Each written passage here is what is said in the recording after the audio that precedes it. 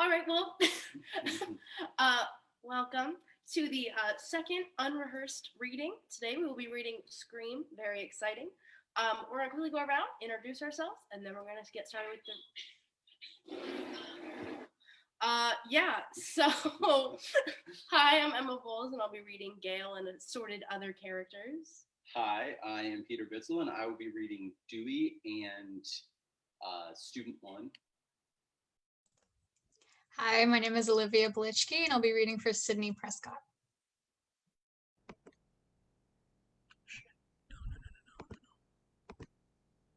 Hi, my name is Jadon. I'm going to be reading Stu and Reporter Number 2. Sorry, my Zoom went away for a second.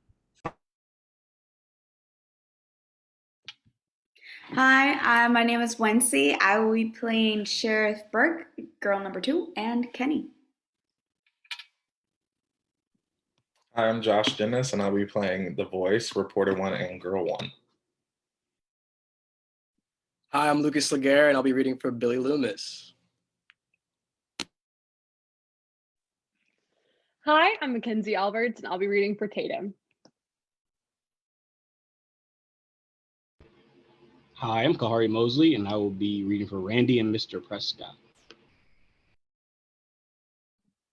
Hi, I'm Jess, and I'll be reading the stage directions and a couple other people. Awesome. And with that, we're going to get started. So, Jess, take it away. Woohoo! A teenage girl's room, neat and pinkish. On the bed, amongst age-old stuffed animals, lie open school books. The camera pans to a desk against the wall where Sydney Prescott, a young girl of 17, sits, her face glued to the computer monitor in front of her. Her hands are at work, typing feverishly, when suddenly, a noise behind her. She turns abruptly, eyeing an open window across the room. A scratching sound. She stands and moves towards it. Sydney sticks her head out the window. A shadow appears just to the left of her. A hand reaches out, grabs her, and suddenly a figure is on top of her. Sydney screams, pulling away from the figure, breaking, falling back onto the floor. Hey, it's just me. Sid looks up to see. Billy, what the? I'm sorry, don't hate me. What are you doing here? You sleep in that? My dad's in the other room. I'll only stay a sec. Suddenly, the bedroom door bursts open. The doorknob catches on the open closet door behind it, jamming it, holding it in place.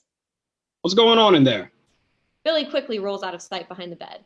Sydney unjams the door to reveal Mr. Prescott, late 40s, a severe presence. A distracted man, nervous and preoccupied.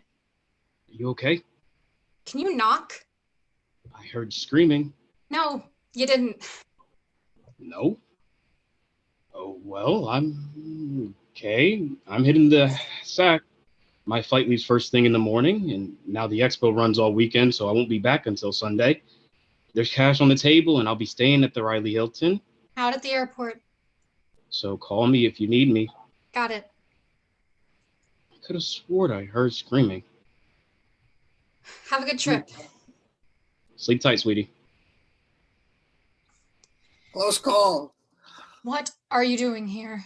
It's just occurred to me that I've never snuck through your bedroom window. Now that it's out of your system. And I was home, bored, watching television. The Exorcist was on, and it got me thinking of you. Oh, it did. Yeah, it was edited for TV. All the good stuff was cut out, and I started thinking about us and how 2 years ago we started off kind of hot and heavy. A nice solid R rating on our way to an NC-17, and how things have changed, and lately we're just sort of edited for television. So you think you could sneak in my window and then we could have a little bump? No, I wouldn't dream of breaking your underwear rule. I just thought we might do some on top of the clothes stuff. Time to go, stud bucket. I'm going. I appreciate the romantic gesture. Hey, about the sex stuff, I'm not trying to rush you. I was only half serious. Would you settle for a PG-13 relationship? What's that? She pulls her flannel gown open for a split second. His mouth drops open. Surprise, shock. Their eyes meet. They share a smile. Get out of here. External school morning. Bayboro High School, home of the Fighting Bulldogs. The camera pulls back to reveal a picture-perfect small-town school. Nothing unusual, except for the 6 police cars, 4 news vans, flashing cameras, and crowds of looky-loos gathered just off campus. Sydney approaches the school, seeing the commotion. 4 different reporters stand in front of 4 different cameras, giving 4 different news reports. She moves past a policeman standing guard. Her interest piqued, she stops at the first reporter, who is Gail Weathers, 30s. Her smart face is overshadowed by a flashy smile and a massive mane of chemically enhanced hair. The small town of Bayboro, North Carolina, was devastated last night when 2 young teenagers were found brutally butchered. Authorities have yet to issue a statement, but our sources tell us that no arrest has been made and a murderer could strike again. Sydney, moved, disturbed. From behind, a finger taps her shoulder. She spins around to see Tatum Riley, same age, feisty, carefree. Do you believe this shit? What happened? Oh God, you don't know? Casey Becker and Steve Forrest were killed later last night. No way. And not just killed, Sid. We're talking splatter movie killed, split open end to end. Casey Becker? She sits next to me in English. Not anymore. Her parents found her hanging from a tree. Her inside's on the outside. Do they know who did it? Fucking clueless. They're interrogating the entire school, teachers, students, staff, standards. They think it's school related? They don't know. Dewey said this is the worst crime they've ever seen. Even worse than, well, it's bad. They're bringing in the feds. This is big. Interior classroom later that day. A frumpy old woman, Mrs. Tate, faces her class, her hands clasped together, a tragic look upon her face. Terrible tragedy, an unbearable loss. It's days like today we need prayer in school. Sydney sits near the rear of the room. The desk in front of her sits vacant. Sydney can't take her eyes off of it. The door opens and a student enters with a slip of paper. He hands it to Mrs. Tate. And you piece of paper. Thank you. Sydney, it appears it's your turn, dear. Interior principal's office. The room is at capacity, wall to wall with police and the likes. Some sit, stand, lean. Sheriff Burke, a round man in his 50s, wipes the stress from his face. What's up next? A young officer looks at a clipboard. This is Deputy Riley, better known as Dewey. Sydney Prescott. Hi, Sydney. Sheriff Burke? Dewey? I'm Deputy Riley today, Sid. How's everything? Good. Your dad? How's he doing? We're fine. Thanks. Well, we'll be brief, Sydney. We have a few questions they'd like to ask you. External school courtyard. Later that day, students sit at outdoor tables eating lunch. Crowded at one table is the gang. This consists of Sydney and Billy and Tatum. Next to Tatum sits her boyfriend, Stuart, with his arm draped across her back. Across the table is the fifth wheel, Randy. Hunt? Why would they ask you if you'd like to hunt? I don't know. They just did. Because their bodies were gutted. Thanks, Randy. They didn't ask me if I liked to hunt. Because there's no way a girl could have killed them. That is so sexist. The killer could easily be female. Basic instinct. That was a nice pick. Not exactly the same. Yeah. Casey and Steve were completely hollowed out. Takes a man to do something like that. Or a man's mentality. How do you gut someone? Well, you take a knife and you slit it from groin to the sternum, then... What? She asked. It's called tact, you fuck rag.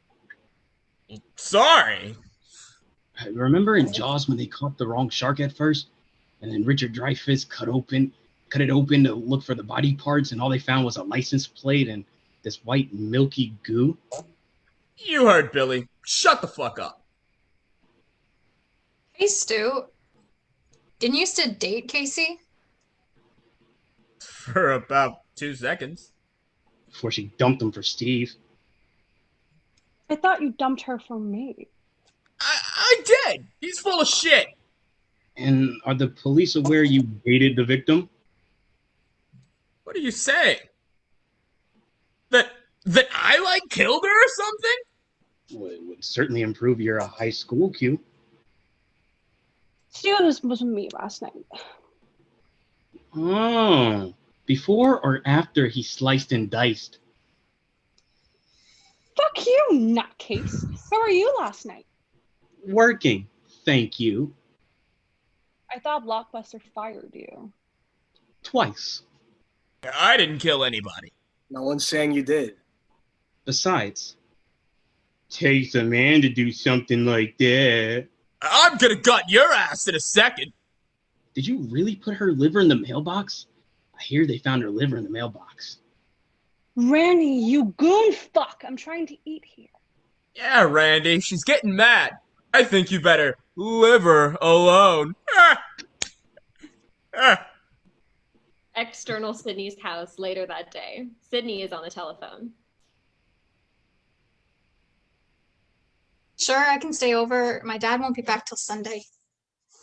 No problem. I'll pick you up after practice. Tell your mom I said thanks. Yeah. Look, are you okay? Uh-huh.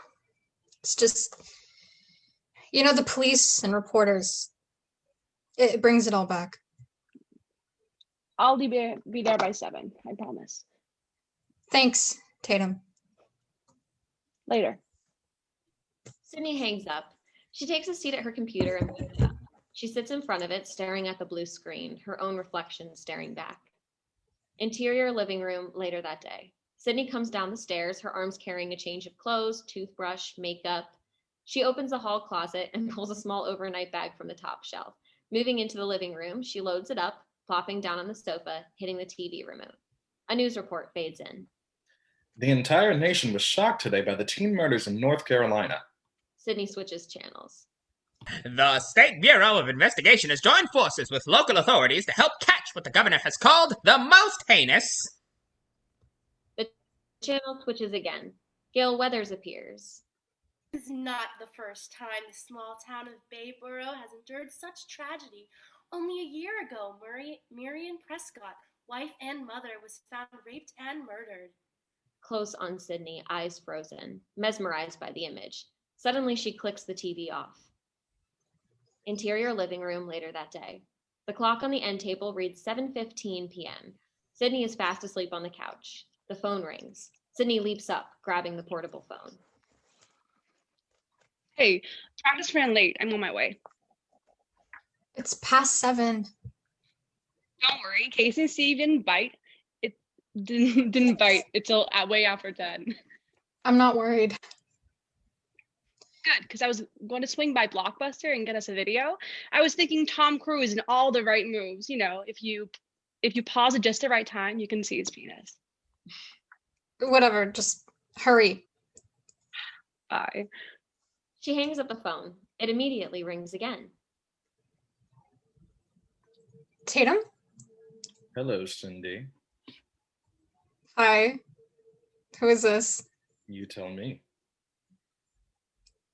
I have no idea. Scary night, isn't it? With the murderers and all. It's like right out of a horror movie or something.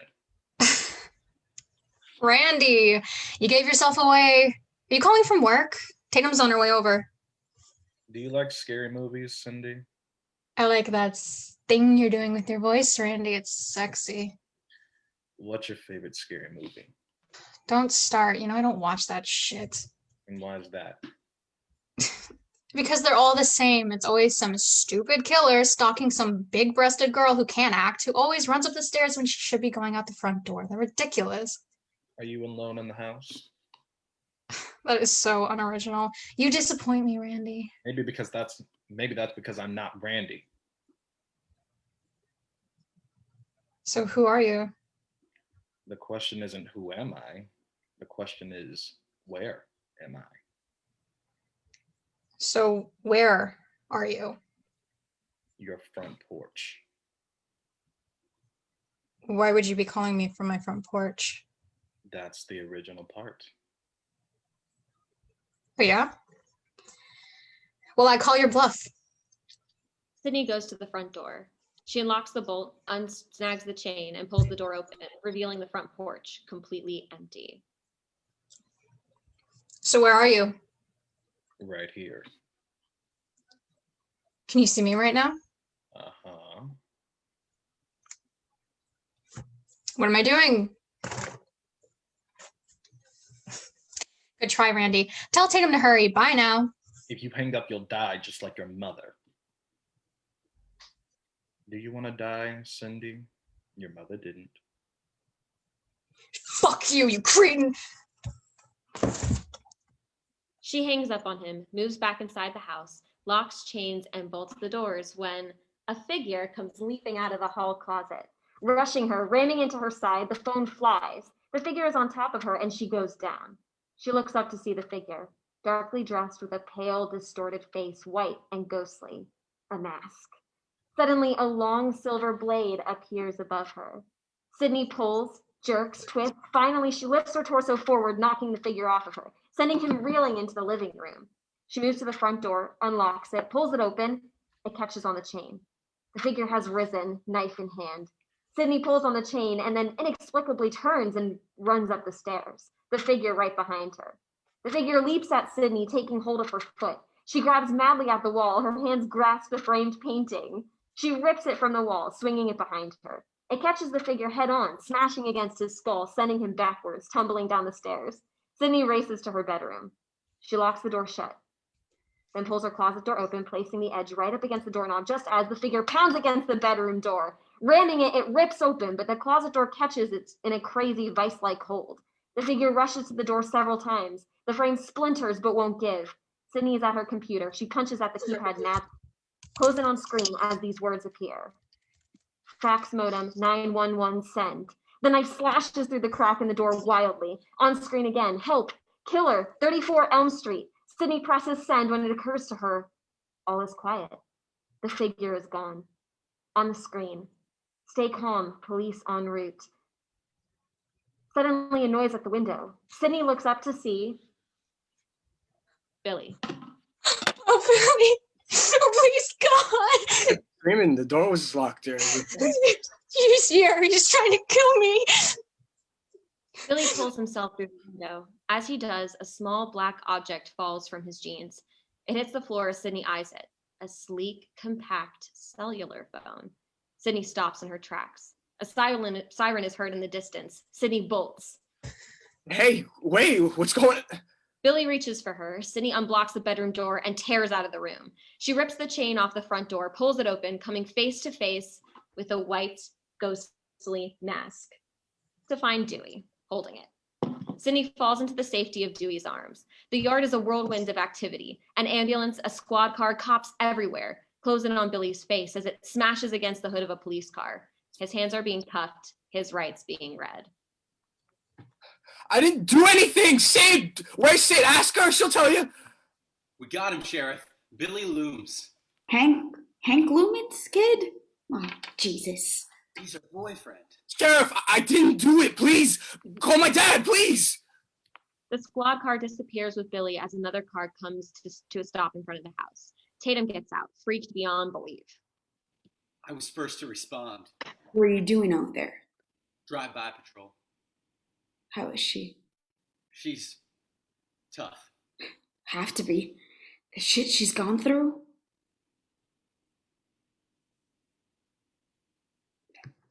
We're seeing a lot of you today. You gotta be able to come down to the station and talk for a bit. Yeah.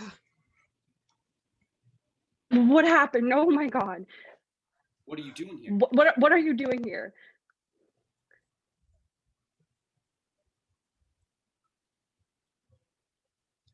You can't be here.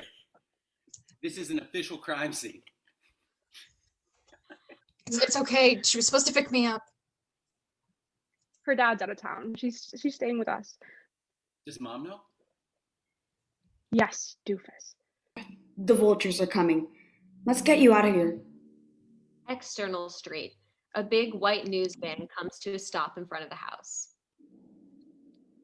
I'll be damned. Jumping from the driver's seat is Kenny, Gail's cameraman and flunky.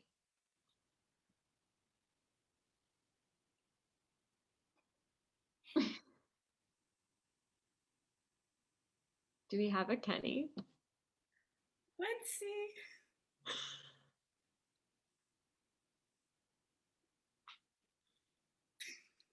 Just come and read this. What? Jesus, the camera, hurry! Excuse. Oh, that's you. But it's too late. Sydney is as good as gone. Excuse me. What was that Sydney Prescott they took away? I don't know. What happened to her? I'm not talking to you. Where'd she go? Look, Kenny, I know you're about 50 pounds overweight, but when I say hurry, please interpret that as move your fat tub of lard ass now! Interior Sheriff's Office. Sydney sits at a desk drinking a cup of water. She wears the sheriff's jacket over her shoulders. Dewey approaches. Did you reach my dad? You're sure it was the Hilton? At the airport. He's not registered. Could he have gone to another hotel? I don't know, I guess. We'll find him, Sid. Don't worry. Interior police bullpen minutes later. Tatum has joined Sydney. The sheriff's door opens and Billy is let out by a couple of uniforms. Burke and Dewey appear in the door watching Tatum comfort Sydney. Out of earshot. That ghost mask is sold at both Kroger's and Walmart, neither of which keep purchase records. What about the cellular phone bill? They're putting Loom's account, but it'll be morning before we see something. You think he did it? 20 years ago, I would have said not a chance, but these kids today, I'm damned if I know. Hey, Dewey, can we go? Hold up a sec. She's staying with you? We haven't located her dad yet.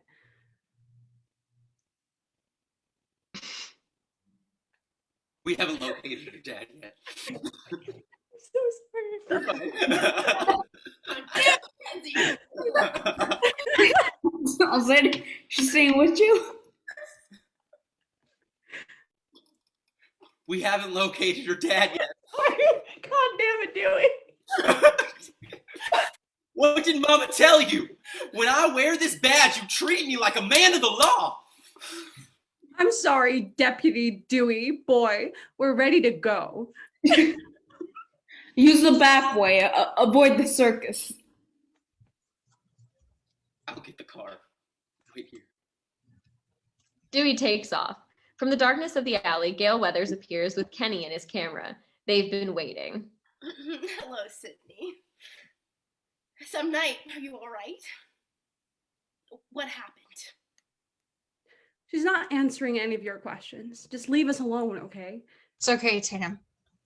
She's just doing her job. Right, Gail? Yes, that's right. How's the book? It'll be out later this year. I'll look for it. Send you a copy. In a blurred, unexpected instant, Sydney brings her fist forward, smashing it hard into Gail Weathers' face. The impact sends Gail reeling backwards, knocking into Kenny as they both tumble to the pavement. On Sydney, breathing deep, a sense of satisfaction on her face. Interior, Tatum's bedroom, later that night. A spacious bedroom, typical. Tatum and Sydney lay on the bed. They both wear nightshirts. God, I loved it. I'll send you a copy. Bam! Bitch one down. I'll send you a copy. Bam! Sid super bitch. Dewey appears in the doorway holding a bag of ice. I thought you might want some ice cream for that right hook. Ice. Just ice.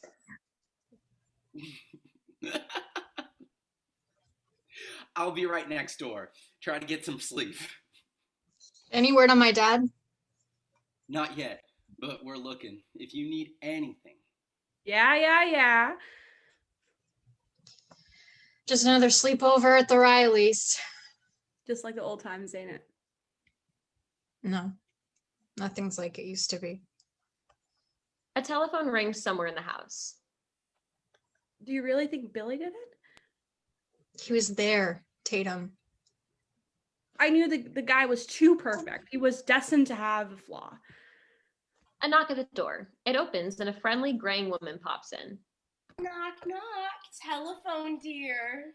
Who is it? It's for Sid. My dad? Take a message. It's all right. I'll get it. How is she? Sydney grabs the phone at the end of the hall. Hello? Hello, Sydney. No. Poor Billy boyfriend. An innocent guy doesn't stand a chance with you. Leave me alone. Looks like you fingered the wrong guy. Who are you? Don't worry. You'll find out soon enough. I promise.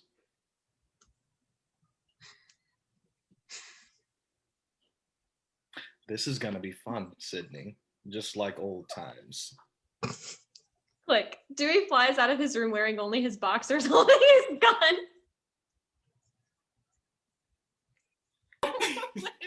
What? What? The man goes dead. Sydney stands frozen. Sydney and Tatum sit at a kitchen table the next morning, dressed and ready for school as Mama Riley serves up breakfast. A small television sits on the counter, blaring. Dewey, in uniform, stands near the door, talking on the phone.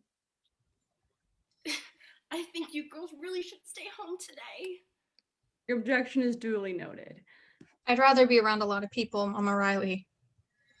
From the TV, Sydney hears her name, Sydney Prescott. All eyes go to the television. Who escaped a vicious attack last night was the daughter of Maureen Prescott, who was brutally killed last year when convicted murderer Cotton Weary.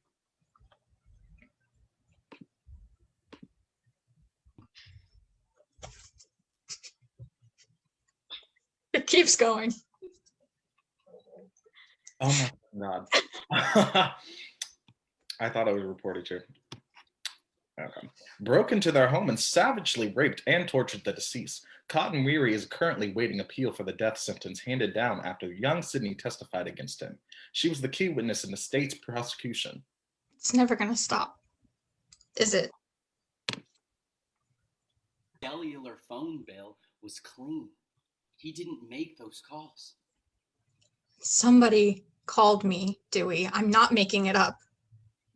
I know. We're checking every cellular account in the country. Any calls made to you or Cassidy Becker are being cross-referenced. It's going to take him some time, but we'll find him. And my dad? Any word on him? Once again, reporters line the street of the school, attacking students as they make their way to the school. Dewey's patrol jeep cruises by. Sydney watches from the passenger window. Interior patrol jeep. Dewey pulls up in front of the school. Hey, it's school. You'll be safe here. Sydney forces herself out of the jeep as a microphone is shoved in her face. How does it feel to almost be brutally butchered? Leave the girl alone, will ya? She wants to go to school. Come on, Sid. Just a sec. I need to talk to someone. Sydney puts her head down, hiding her face, avoiding other reporters as she makes her way to Gail, who sits in the open door of her van, checking her face in a mirror. Makeup tries hard to hide Sid's handiwork. Gail spots Sydney immediately and leaps to her feet. Stop right there. I'm not here to fight. Just stay back. I want to talk to you. Penny, camera, now. Off the record, no cameras. Please. You owe me. I owe you shit. You owe my mother. Your mother's murder was last year's hottest court case. Somebody was gonna write a book about it. And it had to be you with all your lies and bullshit theories. What is your problem? You got what you wanted. Cotton Weary is in jail. They're gonna gas him. A book's not gonna change that. Do you still think he's innocent? He was convicted in a court of law. Your testimony put him away. Doesn't matter what I think. During the trial, you did all those stories about me. You called me a liar. I think you falsely identified him, yes. Have you talked to Cotton? Times. Has his story changed? Not one word. He admits to having sex with your mother, but that's all. He's lying. She wouldn't have touched him. He raped her, then butchered her. Her blood was all over his coat. He was drunk that night. He left his coat at your house after your mother seduced him. I saw him leave wearing it. But couldn't have been someone else you saw wearing that coat? The same person who planted it in Cotton's car, framing him? The same person who really killed your mother? No. Cotton murdered my mother. You're not so sure anymore, are you? No. It was Cotton.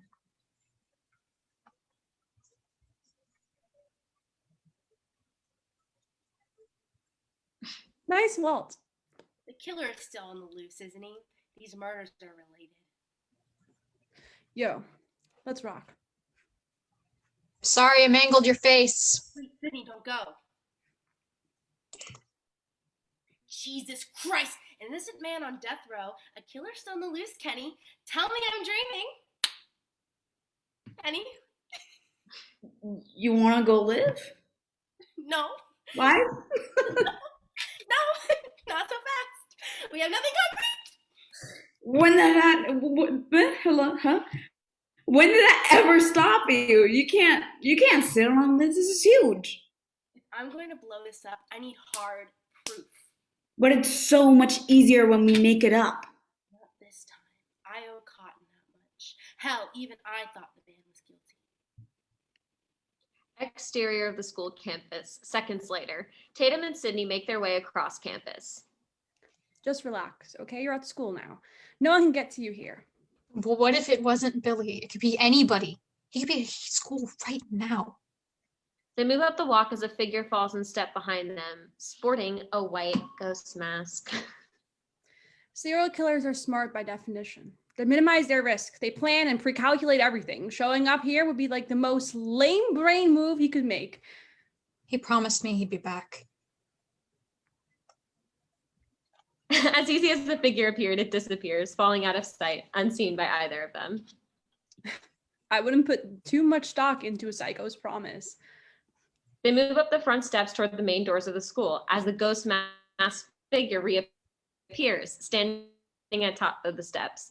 Sydney sees it first, stopping dead in her tracks. She steps back, spinning around to find a ghost face mask behind her as well, both of them approaching, closing in on her. Sydney starts to scream when the two ghosts burst out laughing, tearing off across the exterior street. In front of the school, we catch a reporter doing a live remote. He holds a mask in his hand. This morning, several students in what appears to be a prank have been spotted wearing masks. School officials have yet to comment, but this is the same type of mask worn by the killer. Interior hallway of the school minutes later. Just before the bell, the hallway is congested with students heading off to class. Tatum is at her locker with Sydney. This is a mistake. I shouldn't be here. I want you to meet me right here after classes, okay? Billy appears in the crowd with Stu tagging behind. Shit, what is he doing here? I bet he's pissed. Just ignore him. You had a good reason to think what you did.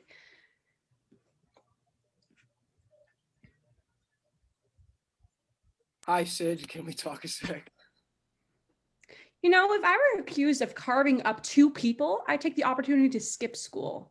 Hey! Oh, easy, Tatum. You didn't do it. Talk to me, Sid. Suddenly, a scream erupts. All eyes go to a ghost masked student running down the hall, screaming wildly, running amok. Why are they doing this? Are you kidding? This is like Christmas. Ow! You open your mouth and stupidity pours out. Sorry. Stay away from her, Billy. Sydney moves quickly down the hall, rounding a corner, running smack into Billy. Oh, seconds later, they collide hard, catching Sydney off guard, scaring the life out of her. She falls backwards, but Billy catches her fall. Jesus shit! Hey, it's just me. Sydney pulls away from him quickly. Billy feels this.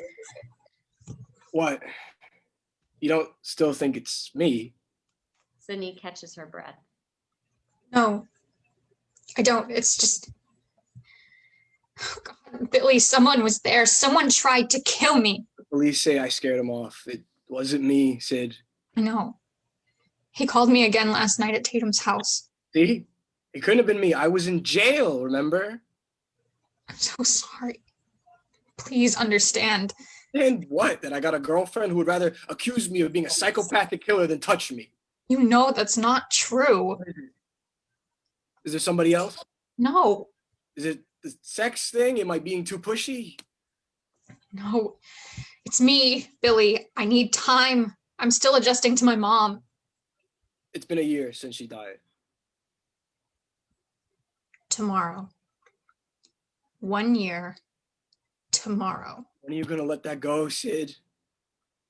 When my mom left my dad, I just accepted it. This is the way it is. She's not coming back. Your parents split up. It's not the same thing. Your mom left town. She's not in a coffin somewhere. You have to move on, Sid. I'm glad to know you're coping so well with life, Billy, but some of us aren't so perfect. Some of us are just trying to hold on. Sydney disappears through a door marked girls' bathroom. Interior of girls' bathroom. Sydney enters as two girls tinkle and talk, each from their respective stalls. She was never attacked. I think she made it all up. Why would she lie about it? For attention. The girl has some serious issues. A toilet flushes. Sydney quickly jumps into a stall, hiding. What if she did it? What if Sydney killed Casey and Steve? Why would she do that? Maybe she was hot for Steve and killed them both in a jealous rage. What would Sydney want with Steve? She has her own bubble butt boyfriend, Billy. Maybe she's a slut, just like her mom. Ooh, you're evil. Please, it's common knowledge. Her mother was a trollop. Cut some slack. She wants your mom get butchered. And fucked her up royally. Think about it. It makes perfect sense. Her mom's death leaves her in a distraught, hostile, at a cruel and inhumane world. She's disillusioned. Where's God, etc. Completely suicidal. And one day, she snaps. She wants to kill herself, but realizes teen suicide is out this year, and homicide is a much healthier therapeutic expression. Where did you get this shit? Ricky Lake. Sydney moves out of the stall as the girls exit, catching her reflection in the mirror. Sydney. The voice strikes Sydney like a nail through the eye. It comes from one of the stalls. Someone there? It's me, Sydney. She checks under the stall. 2 feet step down from a toilet onto the floor in the last stall. She bolts forward, making a break for it. She glimpses a ghost mask in the mirror coming for her. A hand grabs her shoulder as she slams her body through the exit door, narrowly escaping. Sydney flies out of the bathroom door screaming. A teacher, hearing her scream, peers out from an open doorway as Sydney sprints by him, not stopping, running madly.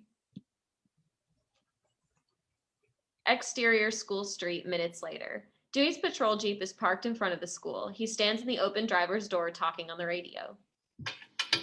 She's okay. Looks like some boys are teasing her. Himbri's shutting down the school, though. I want you to take a look around. Yes, Sir Sheriff. Dewey shuts the jeep door and heads for campus. Hi, Gail Weathers, field correspondent Inside Story. I know who you are, ma'am. How's the eye? Productive. So they're closing the school? Yes, ma'am. For a long time. And why is that? Something happened? You're not supposed to be here, ma'am. I know. I should be in New York covering the Sharon Stone stalker, but who knew? Please call me Gail. You look awfully young to be a police officer. I'm 25 years old, ma'am. 25, huh? The demographic study I proved to be most popular amongst males 11 to 24. I just missed you.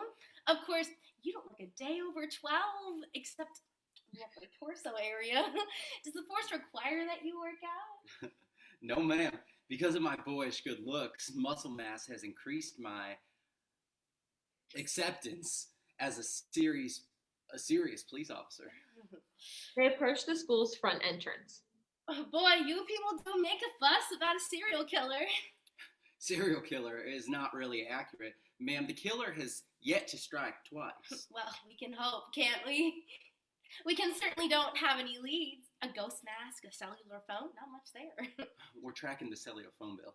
Really? You small town guys are good. And have you located Sydney's father? No, not yet. He's not a suspect, is he?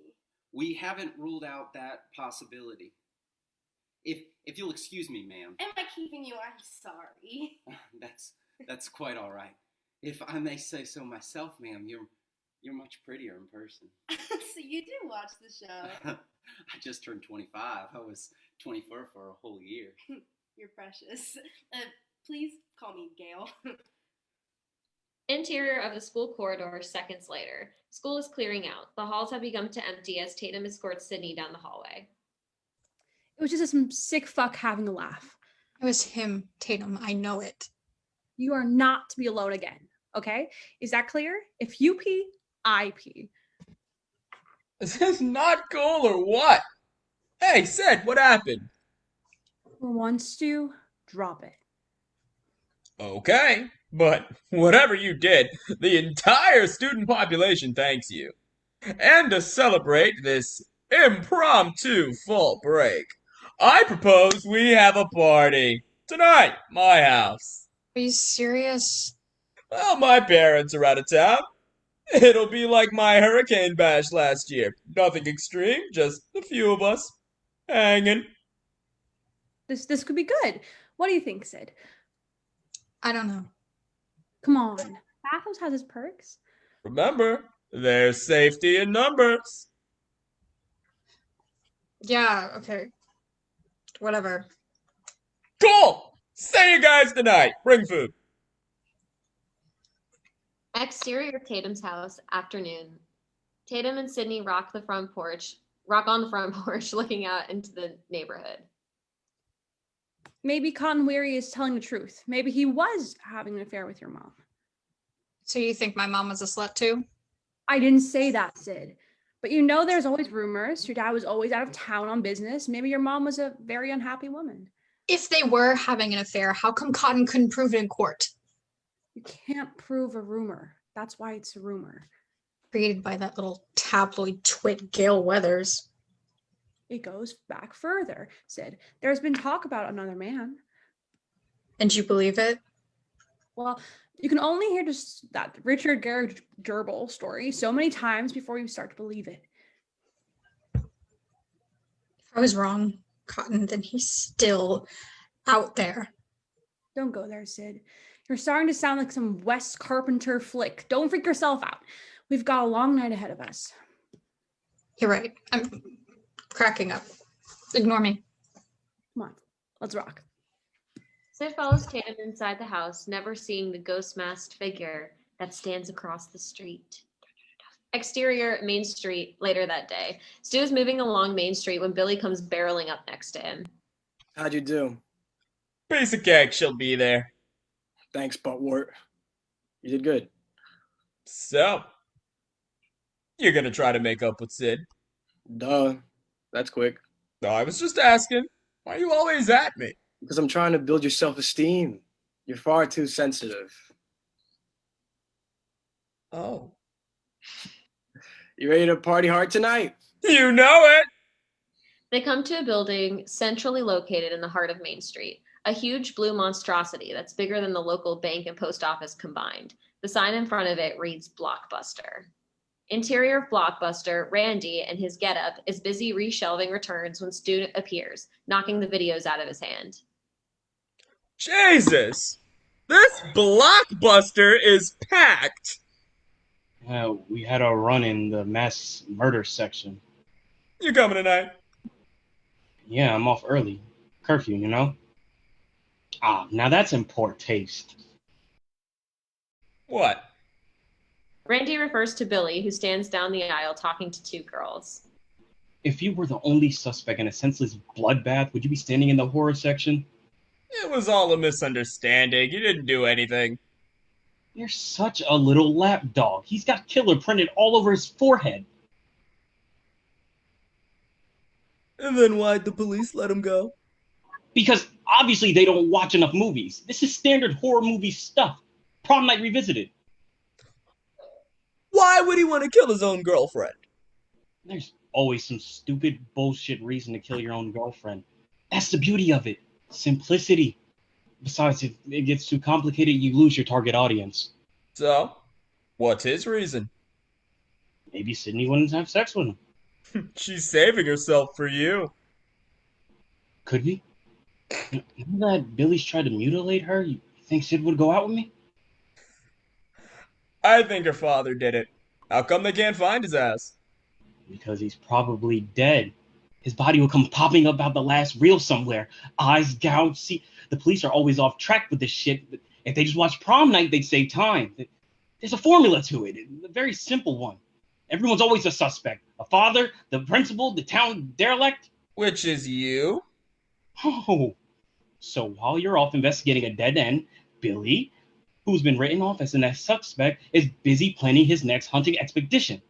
How do we know you're not the killer? Ha! Hi, Billy. Maybe your movie freak mind lost its reality button. You're absolutely right. I'm the first to admit it. If this were a scary movie, I'd be the prime suspect. And what would be your motive? It's 1995. Motives are incidental. Dewey's patrol jeep makes its way down Main Street. Interior of the patrol jeep, Dewey's behind the wheel, having a heated conversation with Tatum while Sid stares out the window. Marty, Mom's gonna kill you. Then me. Don't be so self-righteous. It's just a little blowout. We'll be perfectly safe. God, look at this place. It's a town that dreaded sundown. Hey, I saw that movie. True story about some serial killer in Texas. Hey, Sid, just think, if they make a movie about you, who's going to play you? God. I see you as a young Meg Ryan himself. Thanks, Dewey. But with my luck, they'd cast Tori Spelling. I'll just be a few minutes. Don't go far. Is Billy gonna be there tonight? He better not be. I told Stu to keep his mouth shut. I think we can all live without everybody's all-American for one night. They approach the grocery store, small and simple. Sid and Tatum grab a shopping cart from the bin and enter the store, pushing the cart through two sliding glass doors. They make a beeline for the junk food section just as the automated door slides shut behind them. A ghost masked figure appears out of nowhere, standing just outside, watching quietly through the glass store window. Exterior of the police station, sheriff's office. Sheriff Burke's face heats up as Deputy Riley marches in hurriedly. Dewey, where the hell have you been, boy? Keeping an eye on Sydney. Listen up, Dewey, because it's bad. Real bad. Aircom just faxed us. The calls were listed to Neil Prescott, Sydney's father. He made the calls with the cellular phone. It's confirmed. Couldn't it be his cellular phone number have been cloned? There's more. Guess what tomorrow is? The anniversary of the wife's death? It all fits. He's our man. Have you contacted the brewery? Bureau? They believe he's out of the state by now.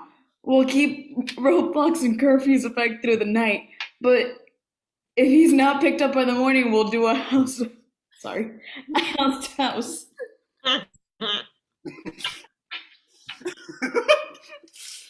You think he could be in town, still in town? He had to be crazy. Where's Sydney? She's with my sister. Should I bring her in? Hold off for now. Just stay close to her. She'll be with her friends over at Sue Makers tonight. Watch her. Sorry. Watch her. Don't let on. Just keep your eye out. Yes, sir. Interior of the supermarket a few minutes later. Sydney and Tatum push a basket through the junk food section. The store is completely empty. The girls gab freely. Billy's right. Whenever he touches me, I just can't relax. You have an intimacy issue as a result of your mother's untimely death. It's no big deal. You'll thaw that out. He's been so patient with me, Tatum. You know, with all the sex stuff, how many guys would put up with a girlfriend who's sexually anorexic? Billy and his penis don't deserve you.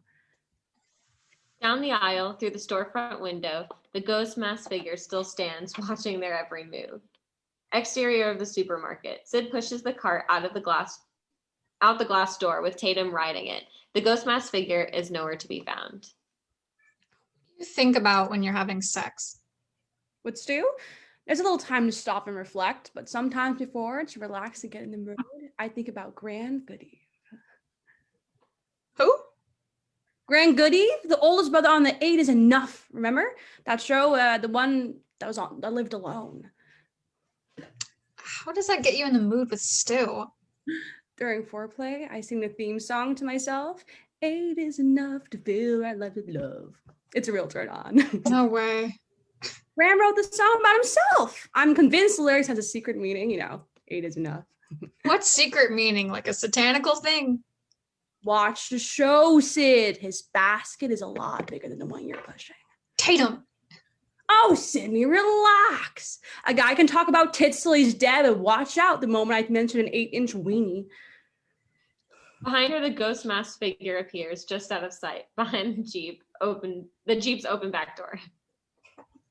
There's that sense of humor. I knew it still existed. Oh, Sid, let's have some fun tonight. Deal.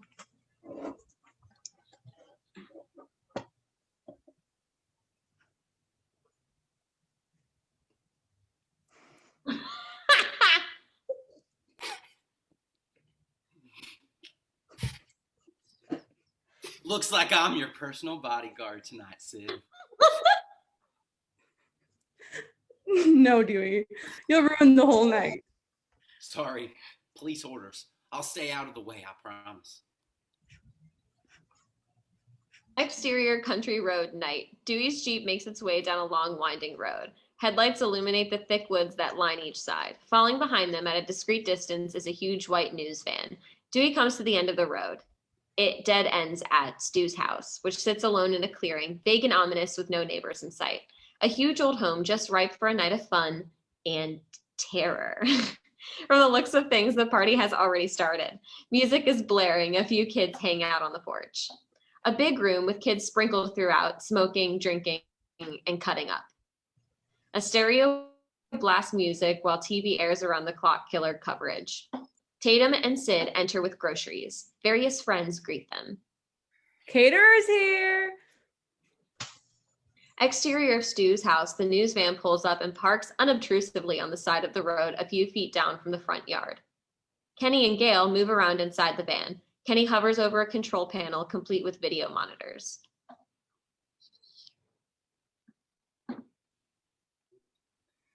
What's the plan? What's the plan? Rub the compact, we'll hide it in the window and tape all of tonight's festivities. The control board's glitch. You know we can't carry a live picture. Oh, what's the delay? About 30 seconds. As long as it records, I don't give a shit. We're not doing a remote. Gail slides open the side door and steps out into the darkness, not seeing the figure that stands behind her. A hand grabs her shoulder. Gail's heart stops as she spins around to find Dewey. Everything, ma'am. Evening, ma'am. Deputy, good evening. What brings you out in these parts? Never know when or where a story will break. Not much story here, just a bunch of kids cutting it loose. And what are you doing here? Keeping an eye on things. Checking the place out. You mind if I join you? Not at all. Interior of the kitchen. Sid, Stu, and Tatum moving about the kitchen preparing a junk food feast. I thought we made it a blockbuster night. I thought everything was checked out. I had them hid in the foreign section.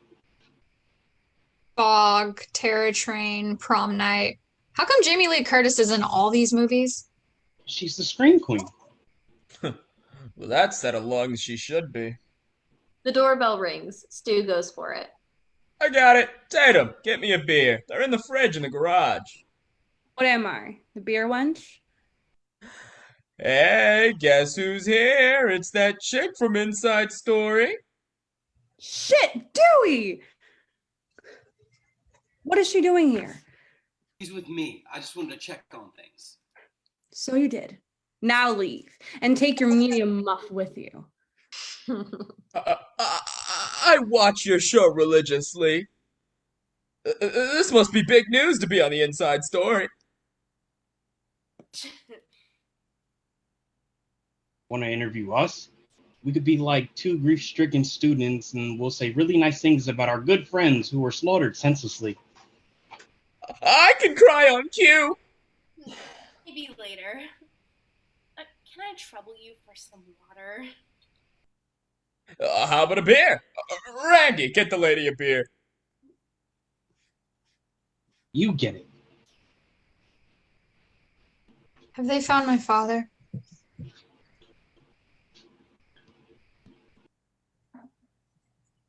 Should I be worried? What? Not yet. Interior of the kitchen. Tatum is alone. She moves to the adjoining laundry room to the garage. Tatum stands in the doorway searching for a light switch. She finds a button and hits it. The electric garage door starts to rise. Wrong switch. She hits it again and it closes. She finds another switch. Click. A small light bulb overhead comes on. Tatum spots the refrigerator against a far wall and heads for it. Tatum stumbles to the refrigerator and throws it open. Tatum loads up with as many beer as her hands will carry and heads back to the kitchen. At the kitchen door, she juggles the beer, reaching for the knob. It's locked. Hey, shitheads!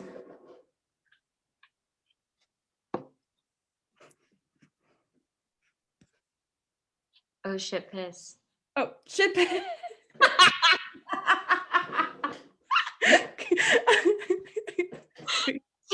leans over and with her elbow hits the garage door button. Brum, it begins to rise. She moves toward the rising door, beer in hand. Suddenly, the garage door resets, reversing direction, moving down, closing. What the? Tatum spins around to see a ghost masked figure, silhouetted in the dark next to the kitchen door, his hand on the switch. Tatum at once gasps, taken aback, but then relaxes. Is that you, Randy? Cute. And what movie is this from? I Spit on Your Garage? Lose the mask. If Sydney sees it, she'll flip. Oh, you want to play psycho killer? Can I be the helpless victim? Okay, let's see it. No, please, don't kill me, Mr. Ghostface. I want to be in the sequel. Tatum takes a step to move around the figure, but he steps too, blocking her. Cut, Casper. That's a wrap. Tatum moves again, sidestepping the figure, but he's faster and cuts her off. Randy, will you stop? But the figure intercepts her, lunging forward, grabbing her wrist hard. You little shit. Tatum yanks hard, releasing his hold when a flash of silver catches her eye. She looks down and glimpsing a long, sharp blade as it darts forward, cutting into her forearm. Tatum pulls back, horrified, as the moment turns deadly serious. The figure advances on her, knife out, ready. Who are you? The figure lashes out with the knife. She goes for the pet door, dropping on the door, diving for it. She wedges her upper body through, her head, shoulders, torso, just as the figure pounces, grabbing hold of her feet. Tatum is half in, half out of the pet door. A true fighter, Tatum kicks hard, making direct contact with the figure, knocking him away. She takes a moment to pull herself through further, but she stops, stuck. She pulls and tugs, but can't move. Kraboom. The garage door is activated. It begins to rise upward, taking Tatum with it. She screams madly. No! She looks above to see where the door rolls back into the garage, rafters just as her neck hits the first beam, snapping instantly. Rip. Interior of the foyer. It's getting late and some kids leave through the front door muttering, parents in curfew, etc. The door hangs open wide. Sid moves to close it when Billy appears in a classic fake scare. Wait, Jesus, you scared me. Dude! What are you doing here? I was hoping Sid and I could talk. If Tatum sees you, she'll draw blood. You guys can go up to my parents' room and talk and whatever. Subtly, Stu, look it up. It's okay. We need to talk. What's Leatherface doing here? He came to make up. There goes my chance with Sid. Like you had one. Interior of the news van outside. Kenny fidgets at the control board. On the screen, the party is in full swing. Suddenly, the van's side door slides open and Gail pops in.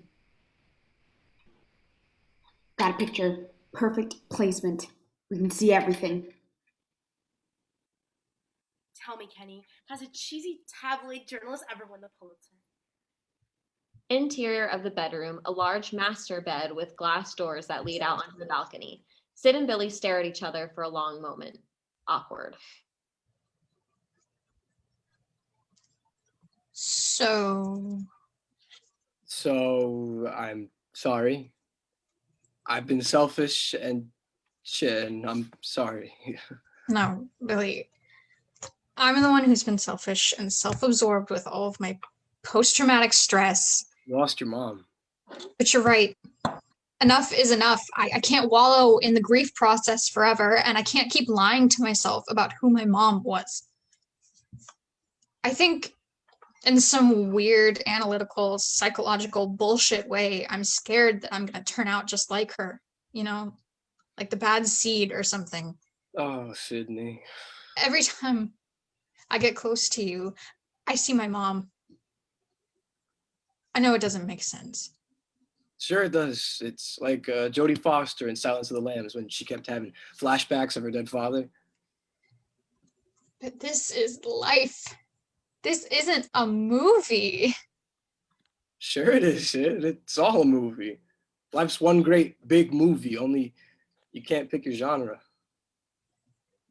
I want to let go. I do. Shh. Everything's gonna be okay. I promise. Sydney takes the initiative, acting on impulse, kissing him long and hard. Why can't I be a Meg Ryan movie? Shh. It's okay. Or even a good porno. What? You heard me. Yeah, Are you serious?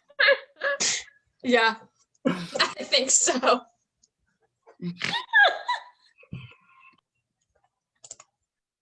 Interior of the living room, minutes later.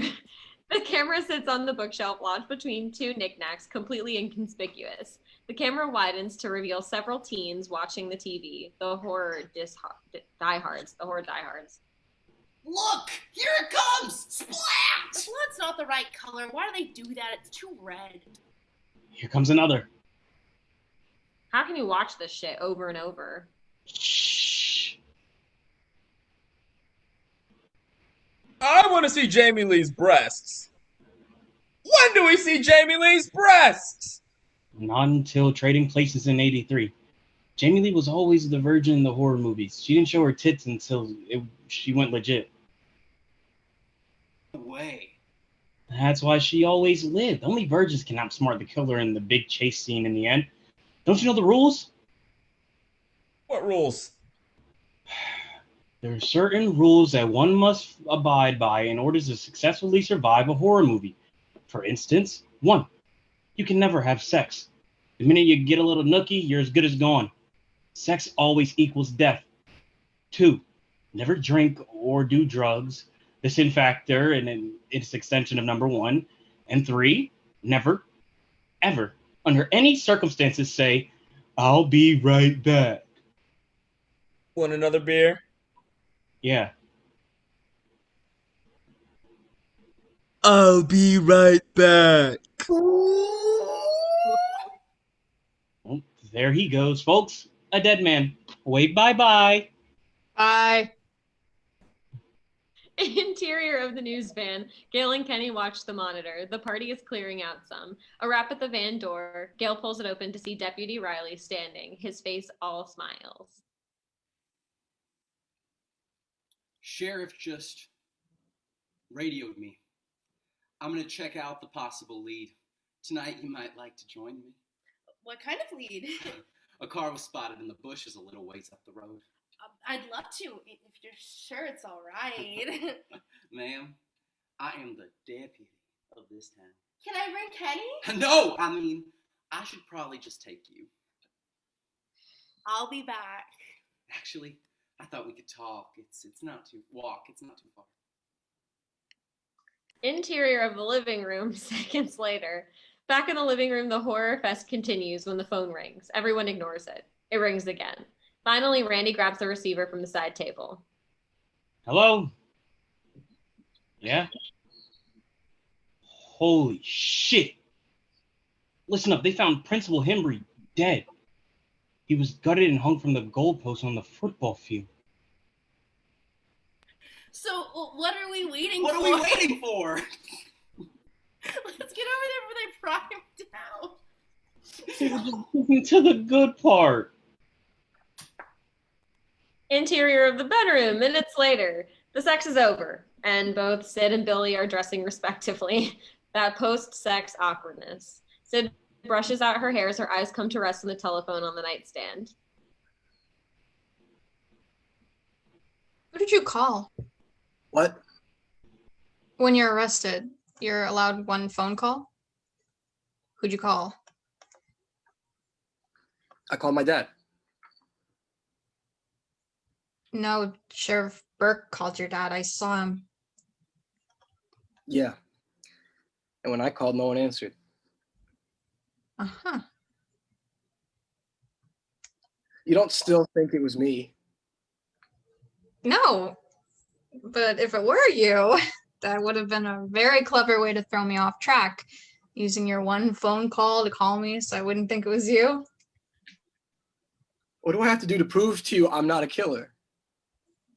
He makes a move toward her when, from behind him, in a split instant, the open balcony doors comes the ghost figure. Sydney sees the figure immediately, screaming. Billy, watch out! Billy barely turns as a long, steely blade rises high in the air. Sprays in the air on Sydney as red crimson splatters across her face. As the knife is thrust in and out of Billy, he tries hard to put up a fight, but it's useless. He never had a chance. His body falls on the floor, lifeless. Sydney, who stands numb, stares at death, and only when the ghost takes a step forward does Sydney break. She takes off like a rocket. Her hands find a doorknob and she goes for it, pulling the door open, moving quickly inside. She's in a small box of a room. She eyes the doorknob, then the staircase, contemplating. But it's an easy decision. Oh, exterior woods. So is Dewey your real name? Dwight. Dewey was something I got stuck with a long time ago. I like it. It's sexy. Nah, it's just this town's way of not taking me too seriously. What about Gail Weathers? I sound like a meteorologist. People treat me like the Antichrist of television journalism. I don't think you're so bad. Are all the local boys as sweet as you? They both spin around as two cars loaded up with kids come racing right at them. Dewey grabs Gail and pushes her off the road just as the cars speed by, oblivious to them. Gail lands face up with Dewey right on top of her. He steals a glance in her eyes before rolling off her. You okay? What's that? Dewey looks to where Gail points. He finds the flashlight and aims it to the brush. The tail end of the car is just visible. Looks like a car. Shit! Is Neil Prescott's car? Sydney's father? We gotta get back. Jesus, he's here. What the fuck is he doing here?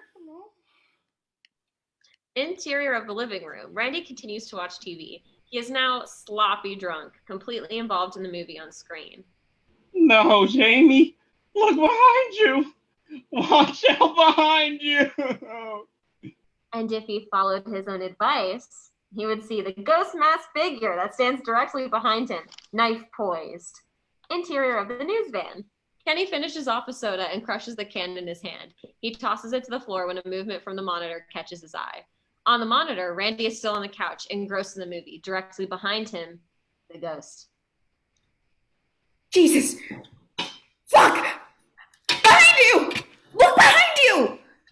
This kid needs help. Kenny bolts out of his seat and goes for the side door. He slides it open and sticks his head out as a long, sharp blade comes at Kenny, fast and furious, slicing into his throat. Kenny falls forward and out the door as the ghost masked figure is upon him. The camera pans to the monitor just in time to see the ghost masked figure turn away from Randy, leaving him unharmed.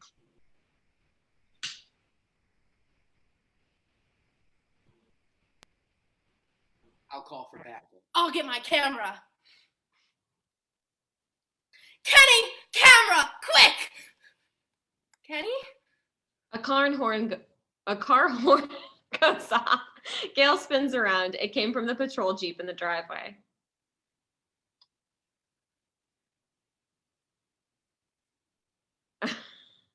All right. Interior of the attic.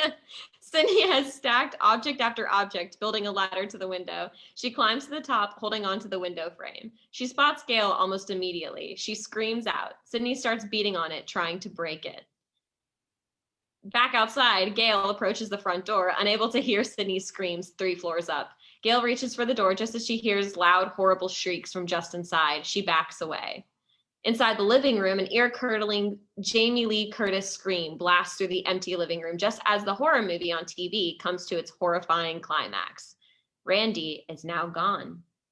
Outside, Gail races across the yard, putting distance between her and the house. She moves back to the van. In the attic, Sydney has found an old tennis racket. She swings a solid forehand at the window. The window sprays glass. Sydney moves quickly, lifting herself up over the broken glass and pulling herself through the window frame. At the side of the house, Sydney wastes no time. She looks for Gail, screaming, but Gail Sin lowers herself down the ledge, sliding down a slope portion of the roof onto the master bedroom balcony. Then she eases herself over the railing and lowers herself, letting herself hang as low as she can.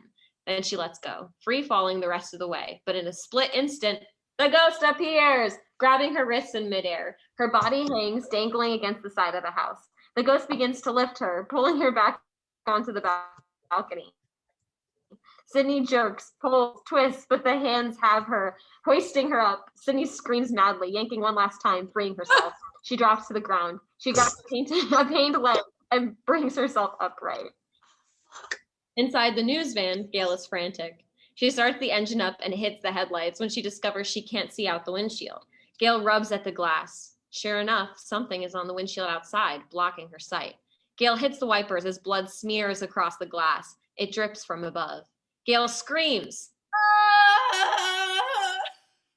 As a hand reaches in through the open window, she looks up to see Randy.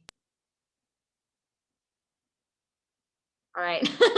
Kenny's face comes sliding down the outside of the windshield, eyes wide, face distorted, blood everywhere. Gail hits the gas and yanks the wheel, sending Kenny's corpse flying off the top of the van. Gail spins the van around onto the road, hits the gas madly, gaining speed just as Sydney appears in the middle of the road, drenched in blood. Gail swerves to miss her, but she turns too sharp and the van veers off the road at top speed, flipping over on its side, sliding off into the thick foliage. Sydney races to where the van lay on its side. Sydney peers through the windshield. Gail's body lay limp and bloody. She sees the patrol jeep with its open door. She goes for it. Sydney hops into the jeep, reaches for the ignition. No keys. Just then, Sydney's eyes go to the front porch. She watches as the front door opens and a figure appears in the darkness. Sydney throws the headlights, illuminating the front side of the house, revealing Dewey standing in the doorway. Dewey! Sydney opens the jeep door, moving to him, noticing his body slumped, knees buckled, and then his body falls forward, slowly, deliberately, hitting the porch hard. Standing beside him is the ghost. Sydney screams from the bottom of her soul.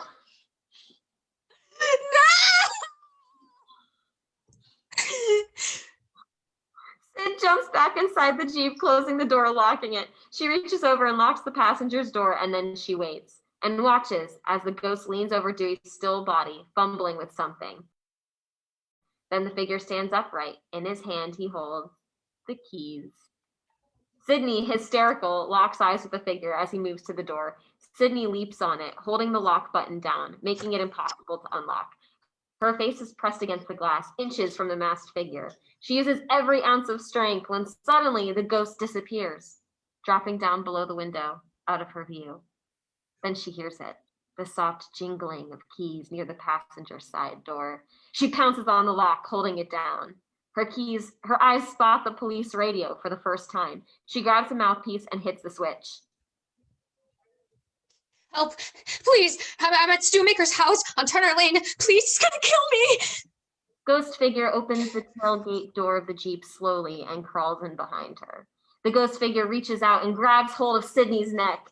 Sydney, with surprising strength, spins around and attacks the ghost. She falls back against the dash, legs out, kicking wildly at him. Her hand reaches for the door, finds the lock, the door lever. She pulls. The door swings open. Sydney falls out of the door, hitting the ground.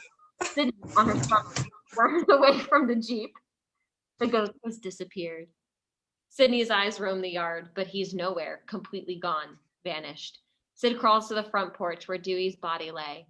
Thinking quickly, precisely, she reaches to Dewey's holster and grabs his gun when a voice echoes behind her. Sydney! She turns to see Randy racing to her, limping. He appears stoned and sober. Jesus, Sid, we gotta get out of here. Stop right there. No, don't shoot. It's me. Don't come any closer. Listen to me, Sid. I found Tatum. She's dead. She's been killed. I think Stu did it. Don't believe him, Sid! He's lying! He killed Tatum and Billy! Stay away. His movie nut mind is snapped, Sid! He's gone psycho! Don't listen to him. It's him. He's the one. Come on, Sid. Give me the gun. No, Sid. Fuck you both. And with that, Sydney steps back into the house and slams the front door shut. No, Sid! Open up, please! Oh, he's going crazy! Sydney, stumbling in the darkness, rushes to the phone in the living room. Just as she reaches for it, it rings. It scares the life out of her. She screams, yanking it up. Please, God, help me. Having fun, Sydney? No! She throws the phone down, disconnecting the call. Sid moves back to the door. Randy's screams are maddening.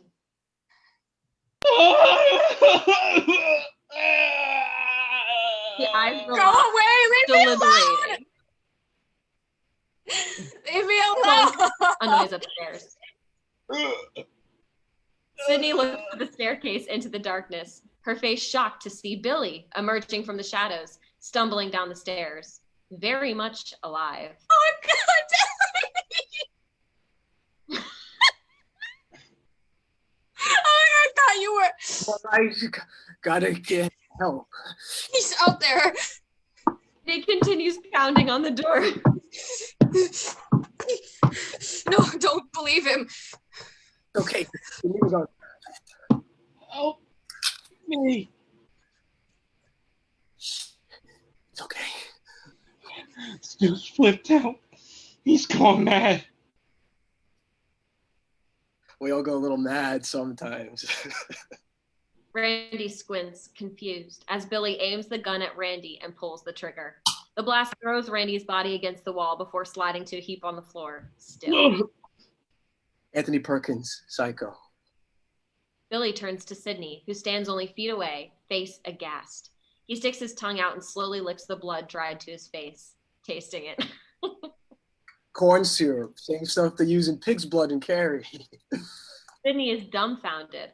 Slowly, she takes a step back, moving into the dark refines of the kitchen.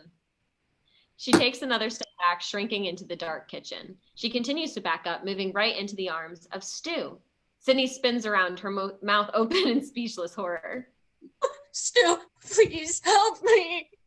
Stu stares back at her, eyes wide, lips curled, and a subtle smile as he holds a small compact cellular phone up to his face. Surprise, Sydney.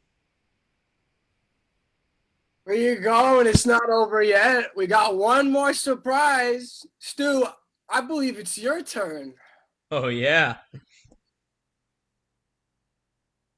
What's wrong? You look like you've seen a ghost. A low, dragging sound. Stu reappears from the front hall, wrestling with something. Someone. Her father. Bound and gagged, his eyes wide in fear, very much alive. Daddy! I guess I won't be needing this anymore. Why are you doing this? It's all part of the game. It's called Guess How I'm Going to Die. Fuck you.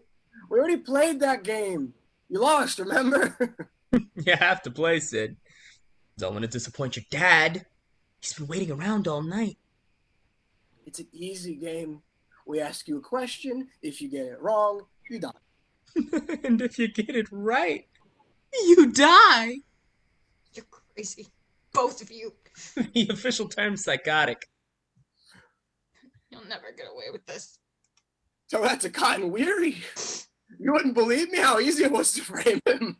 Yeah, we just watched a few movies, took a few notes. It was fun. Why did you kill my mother? Why? Why? Did you hear that, Stu? I think she wants a motive. I don't really believe in motives, Sid. I mean, did Norman Bates have a motive? Nope.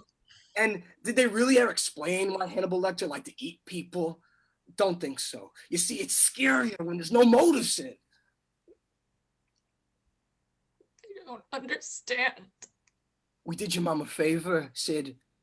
The woman was a slutbag whore who splashed her shit all over town like she was Sharon Stone or something. So we put her out of her misery. I mean, let's face it, your mom was no Sharon Stone. Is that motive enough for you? Or how about this? Did you know your slut mother was sleeping with my dad, and she's the reason why my mom moved out and deserted me?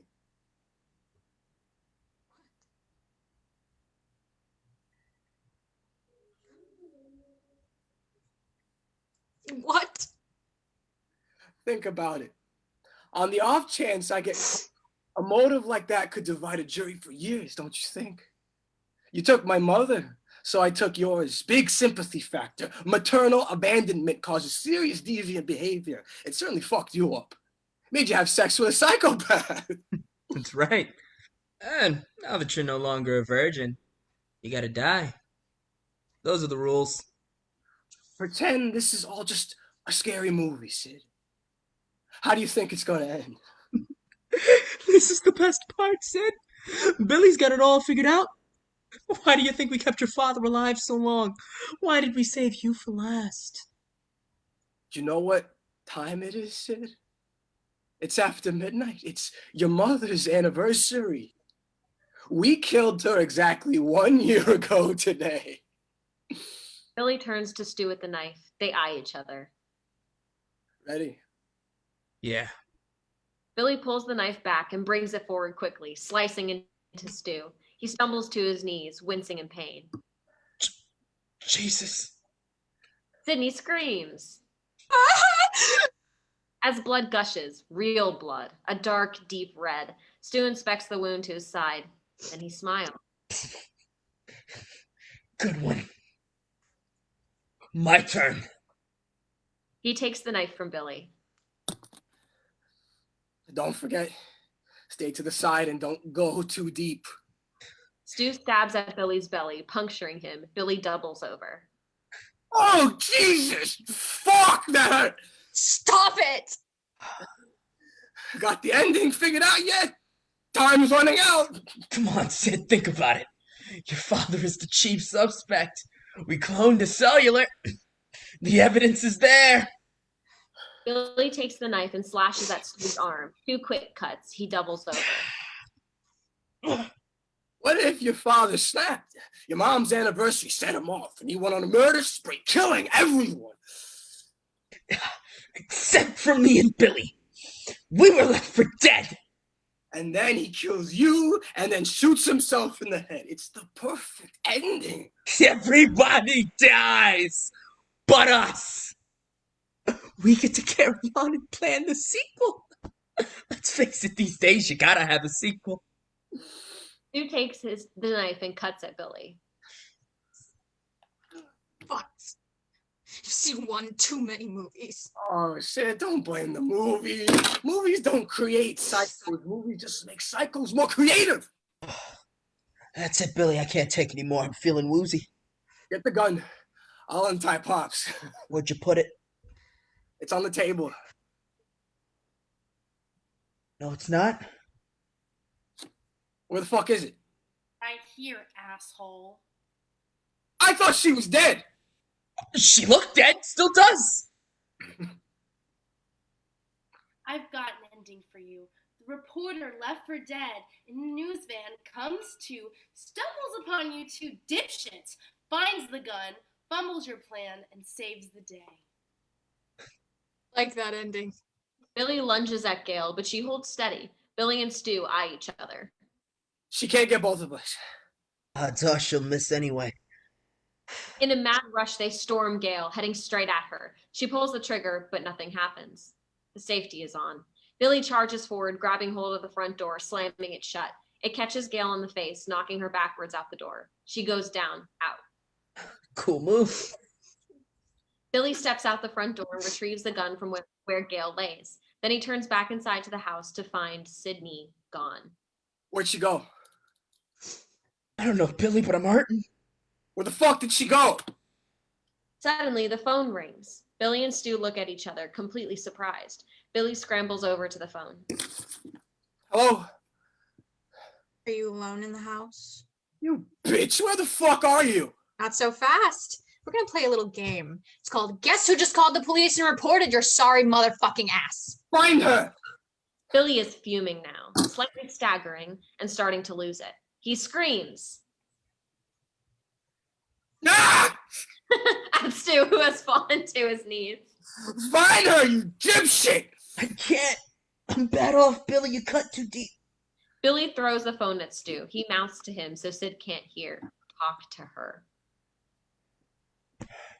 So, Stu, what's your motive? Billy's got one. The police are on their way. What are you gonna tell him? Peer pressure. Way too sensitive. Billy flies back in the room, grabbing the phone from Stu. He's completely nuts now. Staggering, bleeding, totally insane. Rip you up, bitch! Just like your slut-whore mother! Gotta find me first, you pansy-assed mama's boy! Billy starts ripping the room up, overturning furniture in a mad fit of rage when he notices the hall closet. Touché. He smiles deliriously, heading for it, ripping it open as a ghost masked figure strikes from within with an umbrella, the sharp end hitting him in the chest as it fans out. Billy stumbles back, stunned, as the ghost comes at him again. The umbrella lodges in his chest, and then he goes down. Sydney rips the ghost mask off her head. She looks at Billy, disgusted, throwing the mask on Billy's now still body. A movement behind her sends her reeling around to find Randy, slowly sitting up, his body drenched in blood. He's alive, barely. He looks to Sydney through pain. You know what I hate most about horror movies? The final scene is, it just goes on and on. It gets so stupid. Randy manages to stand when a figure comes leaping at him, completely unexpected. It's Stu, barreling into him. They fall back into the living room. Sydney grabs the gun next to Billy and turns to the living room to find Randy and Stu rolling across the floor in a deadlock, fighting, both seriously injured. Sid tries to find aim when a hand grabs hold of Sydney's ankle, toppling her to the floor. Once again, she finds Billy on top of her. Randy is desperately trying to pry away from Stu. He grabs hold of the television set and tries to pull himself off the floor out of Stu's clutch. His hands find the top of the TV, the VCR. He yanks on it, gripping it with his hands, bringing it down with force, crashing the VCR into Stu's head. Stu drops. On Sydney as she digs her head into Billy's open chest. He cries out bloody murder. Her other hand brings the gun up to his face, but his head bunts it out buns out the front door.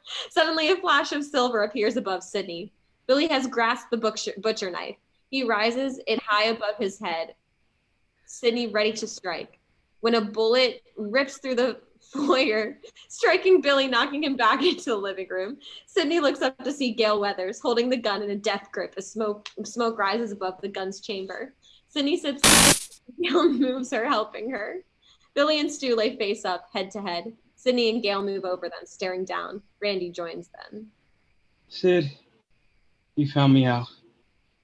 I'm a virgin, and I'm pretty happy about it right now. Careful, this is the moment where you think the killer's dead, but then he springs back to life for one more scare. Not this time. That's for my mom, asshole.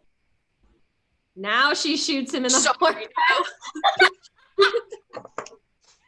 A clean and perfect shot that she aims the barrel at Billy, whose eyes suddenly open.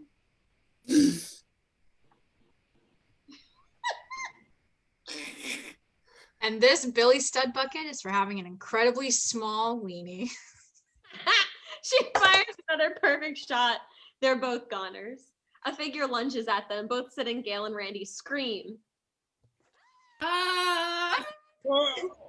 In final scare proportions. Do it again. An epic final scare proportions.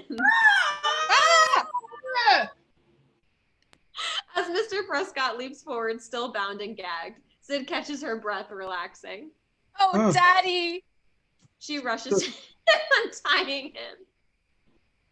I know this is probably an inappropriate moment, but you think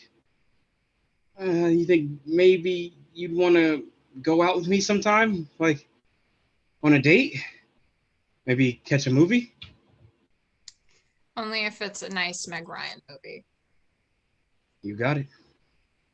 Randy smiles at her, watching as Sydney grabs hold of her father, holding him tight, as Gale Weathers, with camera in hand, gets one hell of an ending to this scary movie.